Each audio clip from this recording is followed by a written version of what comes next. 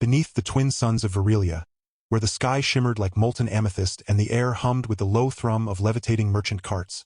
The grand bazaar of Zenthra sprawled across the canyon floor like a living mosaic of chaos and color. Stalls woven from bioluminescent vines pulsed with soft light, hawking everything from memory crystals that replayed dreams to gravity-defying boots that let toddlers float like dandelion seeds. The scent of spiced nebula root stew mingled with ozone and the faint metallic tang of alien sweat. It was here, amid the clatter of bartering tongues and the occasional startled squawk of a six-legged sky lizard, that Arlo Finch found himself utterly, profoundly lost, not just geographically, but existentially. He'd come to Virelia chasing rumors of a rare mineral that could power Earth's failing fusion grids, but his translator implant had glitched during customs, leaving him stranded in a sea of unintelligible chirps and guttural clicks, his credit chit nearly empty, and his boots still damp from the acid rain shower that had caught him off guard near the spaceport. Arlo was a man built for quiet corners and careful calculations, not interstellar markets teeming with tentacled traders and floating jellyfish vendors. His rumpled gray coat, once crisp and professional back in Geneva, now bore smudges of iridescent pollen and a suspicious green stain that might have been alien ketchup. He shuffled past a stall selling bottled emotions. "Joy, extra strength," the vendor trilled in broken standard, and sighed, rubbing the bridge of his nose. He'd been warned Virelia was unpredictable, but no one mentioned the sheer, overwhelming noise of it all. Just as he paused to consult his flickering datapad, a small, trembling figure darted between his legs, nearly toppling him into a display of crystalline singing flowers. He stumbled back, heart hammering, only to find himself staring down at a child who looked like she'd been spun from twilight and stardust. She stood no taller than his knee, her skin a deep, velvety purple that seemed to drink the light around her, and her hair, thick, wild, and impossibly white, floated around her head as if underwater. Her eyes, enormous and luminous like twin moons, were wide with a mixture of fear and desperate hope. Clutched tightly against her chest was a stuffed toy that might have once resembled a bear, though time and love had worn its synthetic fur threadbare, one button-eye dangling by a single thread, its stuffing peeking out from a dozen stitched-up wounds. The girl's bare feet were dusty, her simple tunic patched in 3 places, and her lower lip quivered as she looked up at Arlo with an expression that bypassed language entirely. "Take my teddy," she whispered, her voice small but clear, cutting through the market's din like a chime.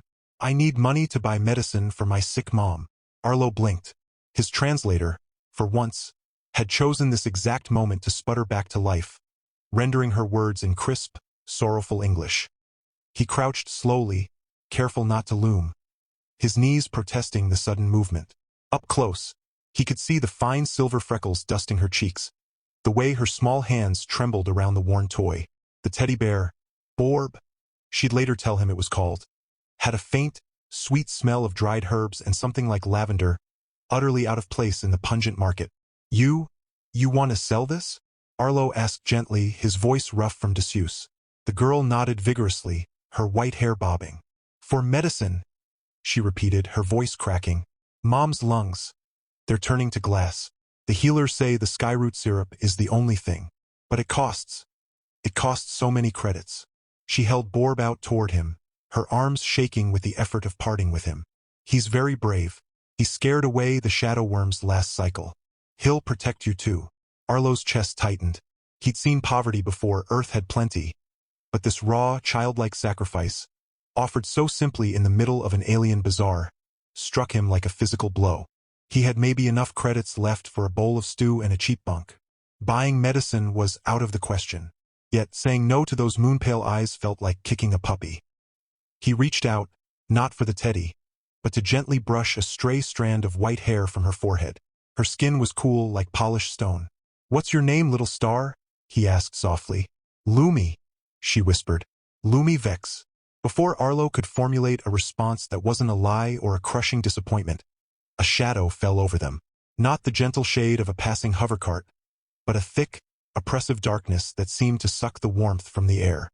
Lumi gasped, snatching Borb back and pressing herself against Arlo's leg, her small body rigid with terror.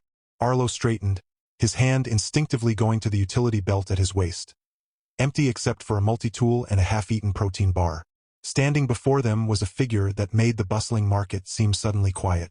Tall, broad-shouldered, and clad in segmented armor the color of dried blood. The alien had 4 arms, each ending in thick, clawed fingers. His face was a nightmare of scar tissue and cybernetic implants. One eye a glowing red sensor, the other a milky, sightless orb. A jagged scar ran from his temple down to his jaw, pulling his lip into a permanent sneer. This was Grak the Shylock, the most feared loan shark in Zenthra Bazaar, known for collecting debts in limbs or lifetimes. Well, Grak rumbled, his voice like rocks grinding together, amplified by a throat modulator. If it isn't the little Vex grub, hiding behind off-worlder trash, are we? He took a step forward, his armored boots crushing a stray glowmoth underfoot. Lumi whimpered, burying her face in Arlo's coat. Your mother's debt grows mold, girl. 3 cycles overdue. The interest alone could buy a small moon. Where's my payment? He extended a massive, clawed hand, palm up. Or shall I take the payment I promised? That pretty singing voice of yours would fetch a high price in the pleasure pits of Xylos. Arlo's blood ran cold. He'd heard whispers of Grak, how he'd flayed a merchant alive for shortchanging him by a single credit. He was out of his depth, wildly so. But Lumi's tiny hand was clutching his coat, her silent terror a tangible weight. He couldn't just stand there. Swallowing hard, Arlo stepped slightly in front of Lumi, meeting Grak's glowing red eye. She's just a child, Arlo said, trying to keep his voice steady, though it came out thinner than he'd hoped. Whatever debt her mother owes, it's not hers to pay. Grak let out a sound like a rusty hinge. Laughter. Sentimental off-worlder? How quaint. On Virilia, blood pays blood. Debt is debt. The girl's voice, or her mother's life. Simple arithmetic. He leaned down, his breath smelling of rotting meat and ozone. Move aside, soft skin, unless you want to pay her debt yourself. I hear earth flesh bruises beautifully. Panic flared in Arlo's gut, sharp and acidic. He had nothing. But then his eyes fell on Lumi's teddy bear, Borb, peeking out from behind his leg. An idea, reckless and half-formed, sparked in his mind. It was stupid. It was probably suicidal. But it was all he had. Actually, Arlo said, forcing a confidence he didn't feel into his voice, I'll take the debt. Transfer it to me. Grak straightened, his scarred face unreadable for a moment. Then the sneer returned, wider. You? A creditless wanderer with holes in his boots? What collateral do you offer, off-worlder? Your pathetic life. Arlo took a deep breath. Not my life. Him. He pointed to Borb, the teddy bear. He's a relic. From old Earth. Pre-collapse. Extremely rare. Worth a fortune to collectors. He prayed his translator was conveying the bluff convincingly. I'll hand him over as collateral. You hold him until I settle the debt. Double what the mother owes. Silence fell around them, the market noise seeming to hush as if holding its breath. Grak's red eye flickered, scanning Borb with a critical, predatory gaze. Lumi looked up at Arlo, her eyes wide with confusion and dawning horror. No! She cried, clutching Borb tighter. Not Borb. He's not for sale. He's my friend. Quiet, grub, Grak snapped, then turned his gaze back to Arlo, suspicion warring with avarice. A relic, you say? Prove it. He snatched Borb from Lumi's grasp before she could react, holding the small toy up by one floppy ear. He sniffed it, poked its worn fabric, even ran a claw along its seam. Arlo's heart pounded against his ribs. It was just a stuffed toy. Any moment now, Grak would see through the lie and tear him apart. But then, something unexpected happened. As Grak's claw scraped against Borb's chest, a faint, almost imperceptible hum emanated from the toy. A soft, golden light pulsed once from its single remaining button eye. Grak froze, his red sensor eye whirred, focusing intently. Arlo hadn't noticed it before, but now he saw it too. A tiny, intricate symbol woven into the fur over Borb's heart, glowing faintly. An ancient earth sigil, a stylized sun. Had Lumi's mother? The thought was cut short as Grak let out a low, thoughtful grunt. Humph. Old Terran warding sigil. Crude, but potent. Might have residual energy. Could be worth something to the right buyer. He tucked Borb into a pouch on his belt, the light fading instantly. Very well, off-worlder. The debt is yours. Double the original sum. You have until the twin suns set tomorrow. Fail. He didn't finish the sentence. He just smiled, a terrifying baring of yellowed fangs, and turned, his armored form melting back into the crowd like a shark disappearing into dark water. Lumi collapsed against Arlo, sobbing silently, her small shoulders shaking. Arlo knelt, wrapping his arms around her, the rough fabric of his coat a poor substitute for her lost companion. "I'm so sorry, Lumi," he murmured, guilt twisting in his gut. "I had to. I couldn't let him take you." He felt foolish, reckless, and utterly responsible. He traded a child's most precious possession for a day's reprieve and a mountain of debt he couldn't possibly pay. The weight of it pressed down on him, heavier than Virelia's gravity. But Lumi looked up, tears streaking tracks through the dust on her purple cheeks. Her expression wasn't anger, but a fierce, desperate determination. "We have to get Borb back," she declared, her voice small but resolute. "And the medicine, before sunset." She grabbed Arlo's hand, her cool fingers surprisingly strong. "I know where Grak keeps his things, the Iron Hive. It's dangerous, but Borb knows secret ways. He showed me once." She paused, her moon eyes searching Arlo's face. "You'll help me, won't you? You're my friend now." Arlo looked at this tiny, purple-skinned girl with hair like spun moonlight, who trusted him with her world after he'd just taken her most cherished thing. He thought of his empty pockets, his glitchy tech, his complete lack of combat skills. He thought of the terrifying Grak and his fortress of blood-red armor. He thought of Lumi's mother, lungs turning to glass. And he thought of Borb, humming faintly with a secret light. A slow, reluctant smile touched his lips. It was insane. It was probably the dumbest thing he'd ever do. But as he squeezed Lumi's hand, he knew he wouldn't walk away. "All right, Lumi Vex," he said, his voice firmer now. "Lead the way. We're getting your bear back. And that medicine."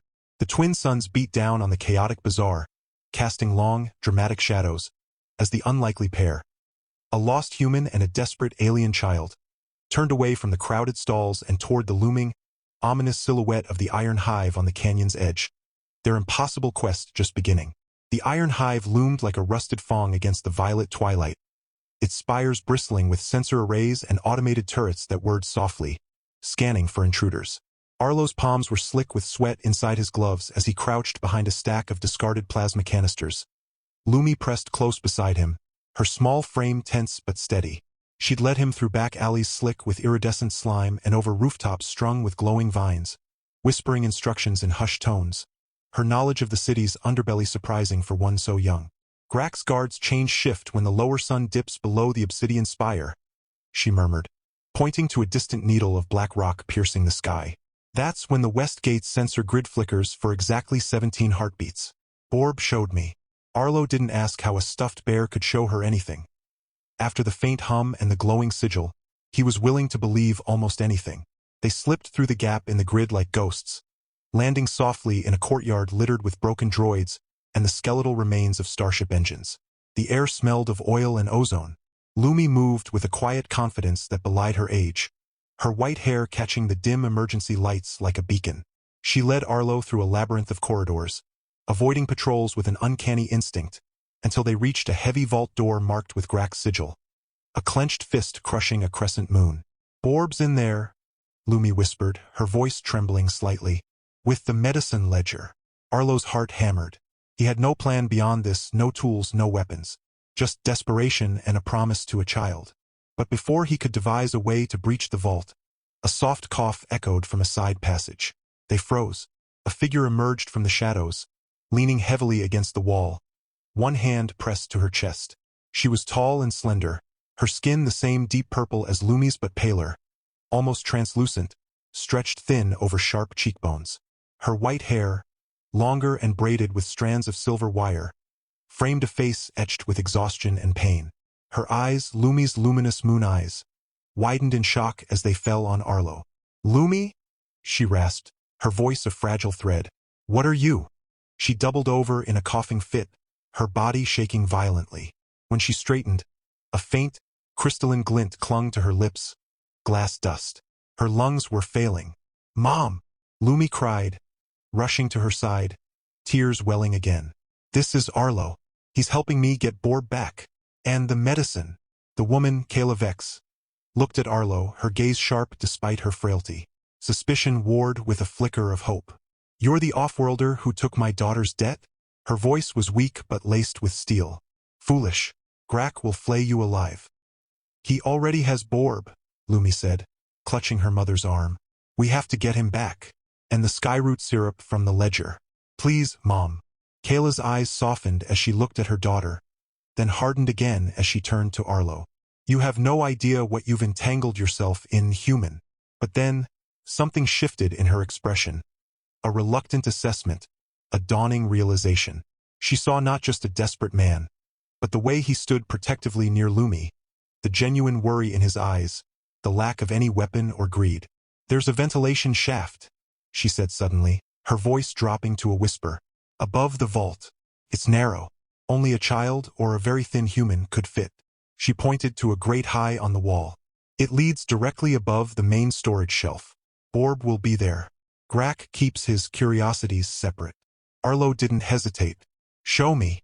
Working together, Kayla used her knowledge of the hive's blind spots to disable a nearby security panel with a few deft taps from a tool she pulled from her tunic, a relic from her days as a shipwright before illness stole her strength. Lumi boosted Arlo onto a pipe, and he scrambled up to the grate, his muscles screaming in protest. Inside the shaft it was tight, hot, and smelled of dust and old wiring.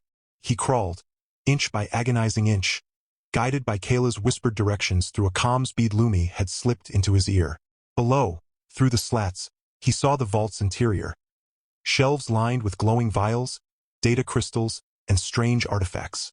And there, on a pedestal of black stone, sat Borb, looking small and forlorn under the harsh light. Next to him lay a ledger bound in what looked like scaled hide. Arlo's fingers closed around the grate's latch. He pushed. It groaned. Alarms blared instantly. A shrill, ear-splitting shriek that echoed through the hive. "Go!" Kayla's voice crackled in his ear, urgent. "Now!" He dropped into the vault, landing hard on his knees. He snatched Borb and the ledger, stuffing them inside his coat. The vault door hissed open. Grak stood there, flanked by two hulking enforcers with stun batons crackling in their hands. His red eye glowed with murderous fury. "Thief!" he roared. What happened next was a blur of chaos and unlikely courage. Lumi, small and fast, darted between the enforcer's legs, tripping one with a vine she'd woven from market scraps. Kayla, despite her weakness, hurled a small device, a sonic emitter she'd jury-rigged from scrap, that sent the other enforcer clutching his ears in agony.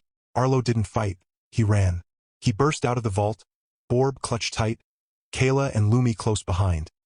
Their escape a frantic dance through the hive's corridors as alarms wailed and pursuit pounded at their heels. They barely made it out, tumbling into the cool night air of the canyon, just as Grak's enraged bellow echoed behind them. Back in the cramped, cluttered safety of Kayla's home. A small dwelling built into the canyon wall, filled with salvage tech and potted bioluminescent plants. Arlo finally caught his breath. He handed Borb to Lumi, who hugged the bear fiercely, whispering thanks. He opened the ledger, flipping past coded entries until he found the one for skyroot syrup. The price was astronomical, but then Kayla pointed to a footnote. Payment accepted in rare isotopes.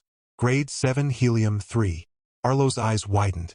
I have a sample, in my ship, for the fusion grid project. It's small, but pure. Kayla stared at him, her moon eyes reflecting the soft glow of the plants. You would trade your mission for us?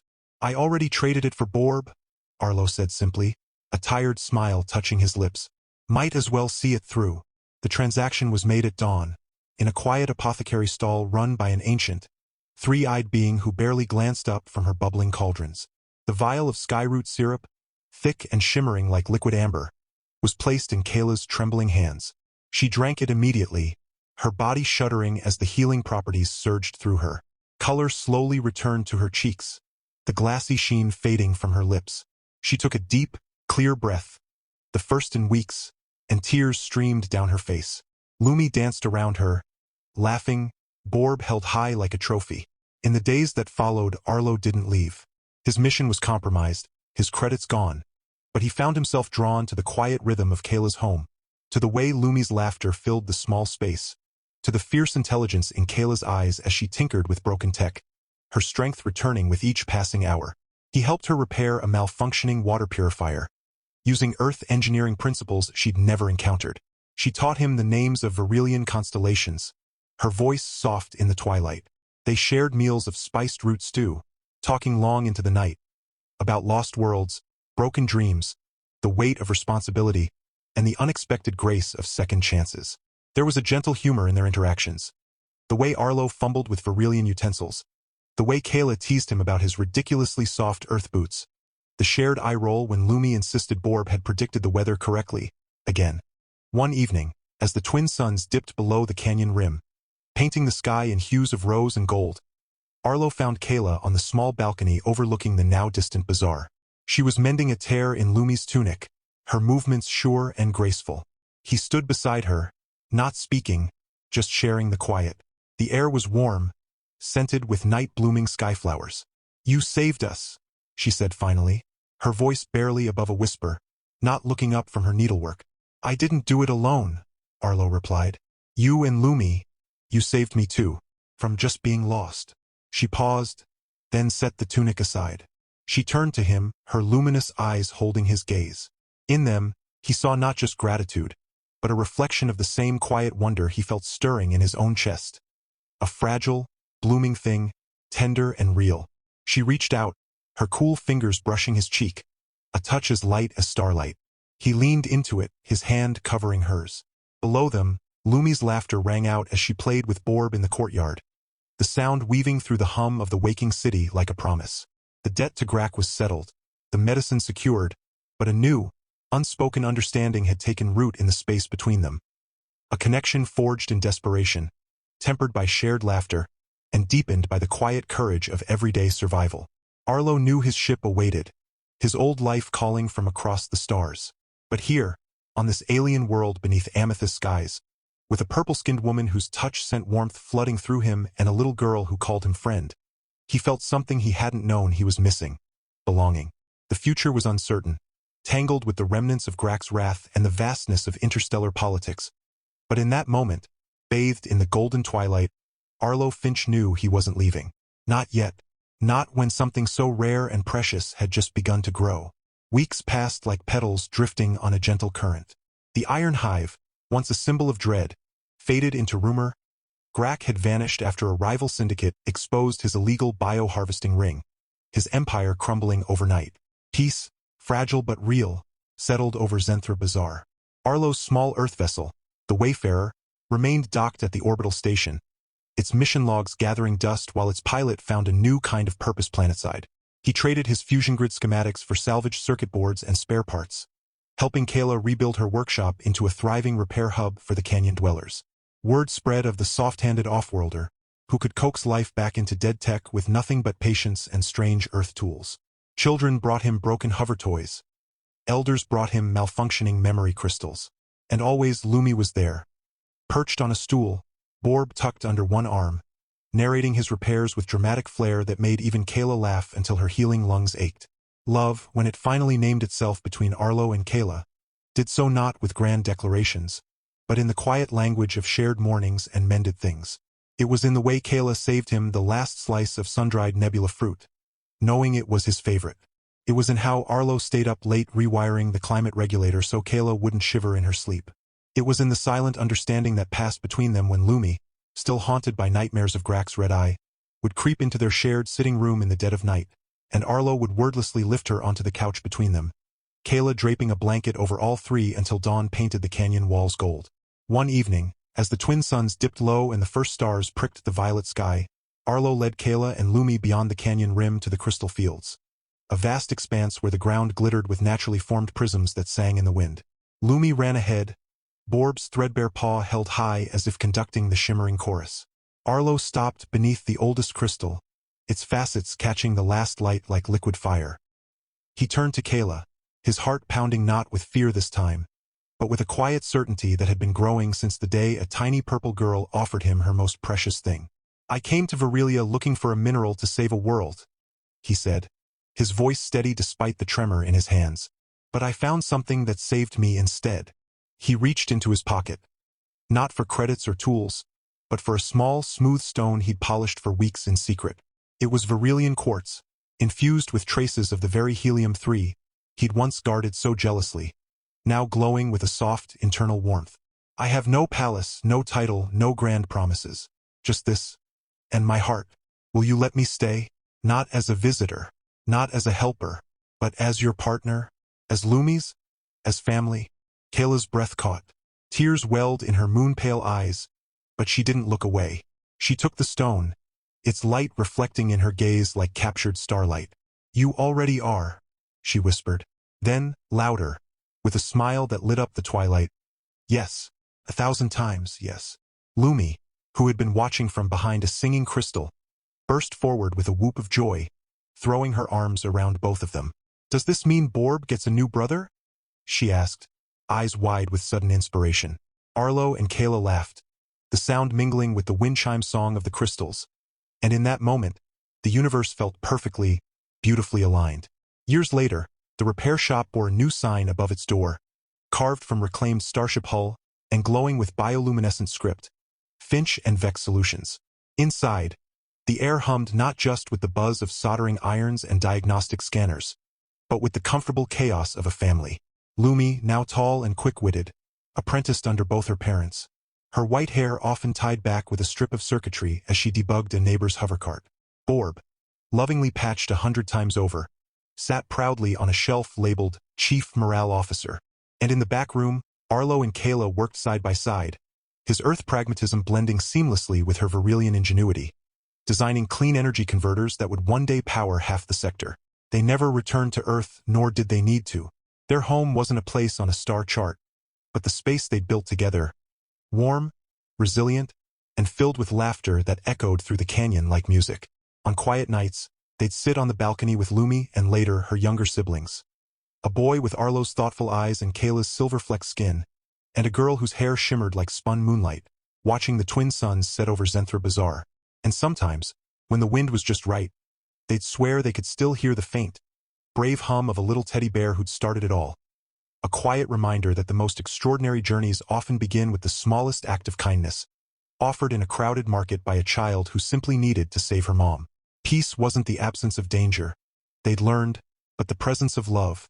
And on Virelia, beneath amethyst skies, they had it in abundance. Their wedding was held beneath the crystal fields at dawn, with no grand ceremony. Just close friends from the canyon, a few wary but respectful market vendors, and Lumi as flower-bearer, scattering bioluminescent petals while Borb rode proudly in her satchel. Kayla wore a tunic woven from sky silk, its silver threads catching the first light like starlight-made fabric. Arlo wore his best earth coat, now neatly mended with Virelian thread that shimmered faintly blue. They exchanged vows not in oaths of eternity, but in promises of presence. To fix what's broken, to listen when the other is silent, to always leave the porch light on. Afterward, they moved fully into the canyon home, expanding it with a sunroom for Kayla's plants and a workshop nook where Arlo taught Lumi how to recalibrate a fusion coil using nothing but a spoon and stubborn hope. They adopted a 6-legged sky lizard named Pips, who slept curled around Borb on the windowsill. Evenings were filled with shared meals, tinkering, and stories, Arlo recounting Earth myths while Kayla wove them into Virelian lullabies. Lumi called Arlo Papa Finch within a week, and he never corrected her. They never needed a certificate or a registry. On Virelia, family wasn't declared. It was built, day by day, in the quiet rhythm of shared life. In Kayla's hand finding Arlo's during thunderstorms, in Arlo humming Earth tunes while patching the roof, in Lumi's laughter echoing through the halls as she raced her little brother through the garden. And sometimes, on the calmest nights, when the twin suns had set and the stars blazed like scattered diamonds, they'd sit together on the balcony, 3 hearts, 1 home, knowing they'd found not just love, but belonging, stitched together by a threadbare teddy bear and a promise made in a market long ago.